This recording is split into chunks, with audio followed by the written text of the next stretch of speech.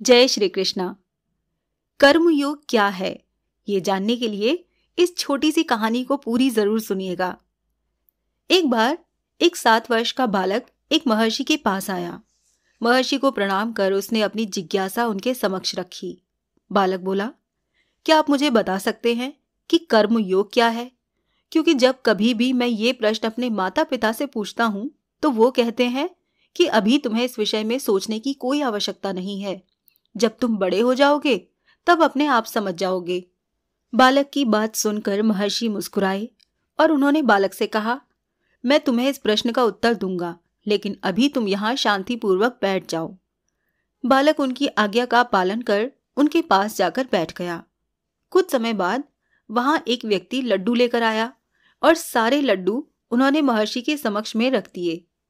महर्षि ने एक लड्डू अपने पास रखा, बाकी लड्डू अन्य लोगों में बांटने का संकेत कर दिया। अब लड्डू उन्होंने बालक के हाथ में थमाते हुए कहा, जब तक मैं उंगली से रुकने का इशारा नहीं करता तब तक तुम लड्डू खाते रहोगे, लेकिन ध्यान रहे कि मेरे संकेत से पहले तुम्हारा लड्डू खत्म नहीं होना चाहिए, पर जैसे ही मैं उंगली उठाकर संकेत दूं तुम्हारे हाथ में उसके बाद लड्डू शेष नहीं बचना चाहिए, उसी क्षण उसे खत्म हो जाना चाहिए। महर्षि की बात सुनते ही बालक ने पूरी एकाग्रता से अपनी दृष्टि महर्षि पर टिका दी।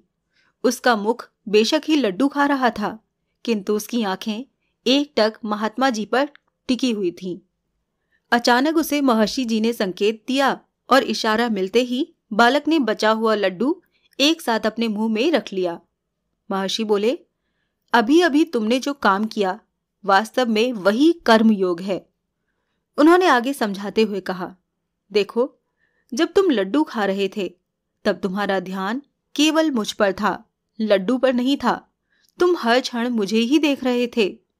ठीक इसी प्रकार संसार के सभी कार्य व्यवहार करते हुए भी अपने मन मस्तिष्क में सिर्फ ईश्वर पर केंद्रित रखोगे तब वो होगा कर्मयोग, यानी ईश्वर में स्थिर रहते हुए भी अपने सभी कर्तव्यों को पूर्ण करना ही वास्तविक कर्म योग कहलाता है।